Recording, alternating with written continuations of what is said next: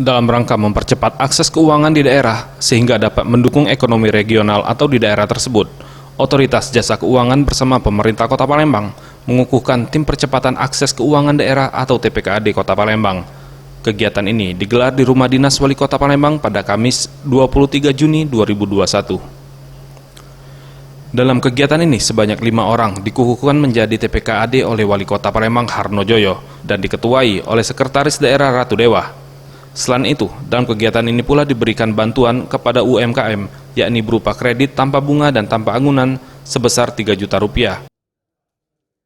Usai kegiatan, Wali Kota Palembang Harno Joyo mengatakan, dengan dibentuknya tim TPKAD Kota Palembang ini diharapkan dapat memberdayakan UMKM dalam menggerakkan sektor ekonomi di Kota Palembang. Usai kegiatan, Wali Kota Palembang Harno Joyo mengatakan, dengan dibentuknya tim TPKAD Kota Palembang ini diharapkan dapat memberdayakan UMKM dalam menggerakkan sektor ekonomi di Kota Palembang lebih baik lagi. Ditambahkannya, pemerintah Kota Palembang telah memberikan bantuan kredit tanpa bunga dan agunan kepada hampir 7.000 UMKM di Kota Palembang.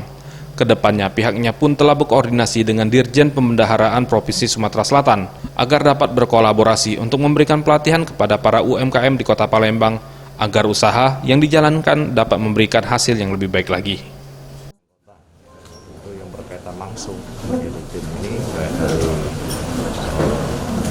OJK maupun dari pembendaharaan, mudah-mudahan dengan adanya tim percepatan akses keuangan pemerintah daerah ini nanti bagaimana kita memberdayakan UMKM ya, di Kota Palembang ini supaya betul-betul mengalami percepatan untuk menggerakkan sektor ekonomi di Kota Palembang ini akan lebih baik lagi.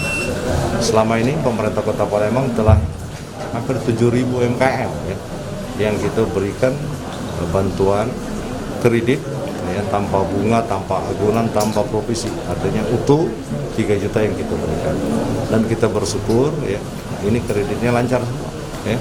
Nah, tadi kami secara langsung berkoordinasi dengan Dirjen Pembendaharaan Provinsi Sumatera Selatan yang dipimpin Bu Lydia sekarang ini. Ke depan akan kita kolaborasikan. Kalau pemerintah daerah memberikan bantuan atau pinjaman keuangannya, nanti dari program kementerian akan memberikan pelatihan. Tim Liputan Sriwijaya TV.